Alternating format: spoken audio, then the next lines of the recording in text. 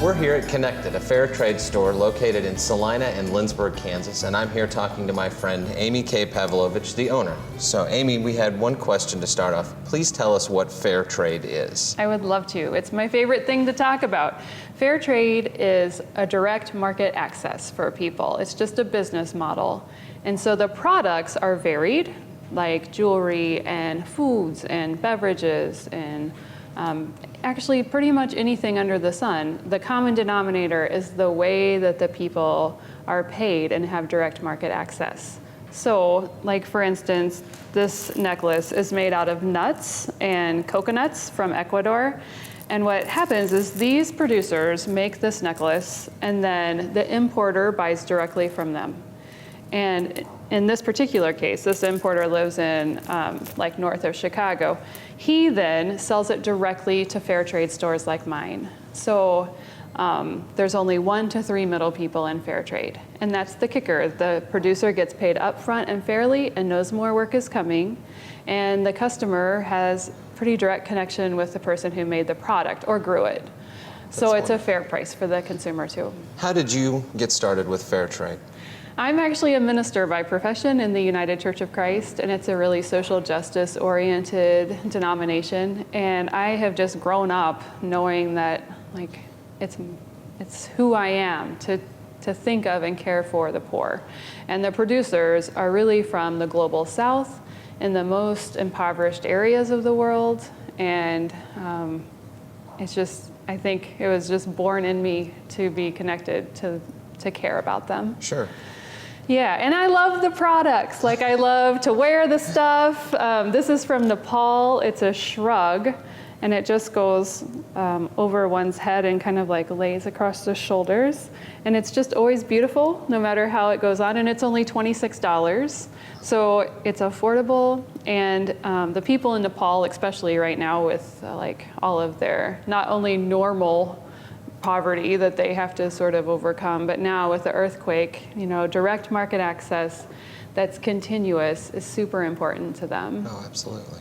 Yeah. Compare fair trade to the normal business model or normal retail model that you'll see. Sure, and I would love to know that I'm not trying to make it sound like other businesses are like evil or like super bad, but there's 10 to 13 middle people in a normal supply chain. Okay. So if something is the same price in a fair trade store as it is in like a normal store, then one wants to think about how much the producer was paid, because all the middle people have to make money or else that market chain wouldn't function. Sure. So it probably means the producer was paid next to nothing. So clothes, like the ones that I'm wearing today, we have in the Lindsborg store. It's a really good kind of a litmus test to see, okay, these people are not working in sweatshops. They have like good, safe working conditions. These are not slave laborers. So like my skirt is like $38 or something like that. And it's a really well-made, good skirt that feels good. It's organic cotton. The cotton's from Peru. They sewed some of the skirts in Peru, some of them in North Carolina actually.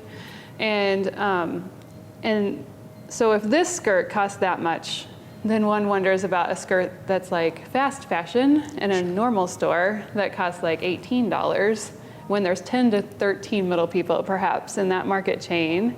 It really makes one think about like the conditions of the worker who actually sewed the skirt.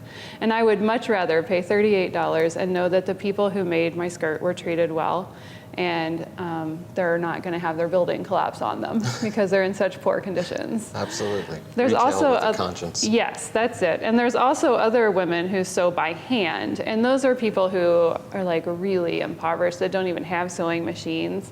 Like there's some sari throws that we have from women in India and Bangladesh, and these women take recycled saris and like sew them by hand into throws that are used as blankets or wall hangings, and some people put them on their tables even. They're really colorful and unique and cool. But also the cool thing is that they're made by women who are getting out of the sex trade. Oh, wow. So it provides a skill that they learn, and then they can stay making the sari throws, or that skill is very transferable and they can work outside the co-op. But the thing is they can get into a different line of work that in a place where women aren't really valued and don't have a lot of options. Okay. So there's lots of co-ops like that. And we buy from over 45 different countries and importers. And there's just different things that come and go. Fun hats, some really normal looking jewelry, some funky jewelry. The coffee's really good. My husband can't go without it, which is fine with me. And now his office as well. There's little kids' dresses and toys, and there's lots of options. So I hope by having 2 stores, it's convenient for Central Kansas to give fair trade a look and to, if possible, purchase something that not only is great to give or to use for oneself, but also helps the people who actually made the product. Sure. What do you see for fair trade moving forward as you grow your business, as you've expanded already since you started moving back to Kansas? Where do you see your business headed in the next few years or decades or however far you see it out? Yeah, well, I would love to be a consistent presence in both Lindsborg and Salina for sure. And also, there's so many communities. There's only 6 towns in Kansas that have fair trade stores. I take that back, there's 5, because Lawrence has 2 stores. And so really, I think we need more stores, and I would love to open one in Manhattan, for instance. They have good market access for groceries that are fairly traded, and local groceries too, but they don't have like a full fair trade store. So I guess my vision is to keep being a constant market where I'm at, and then maybe have another store along the way, and also try to help other people to think of themselves as having their own stores in Sure. places, because the United States is far behind lots of other developed parts of the world. The UK alone sells like 50 million more dollars than the whole of the United States of fair trade. Really? Mm-hmm. That's probably not a good badge for the U.S.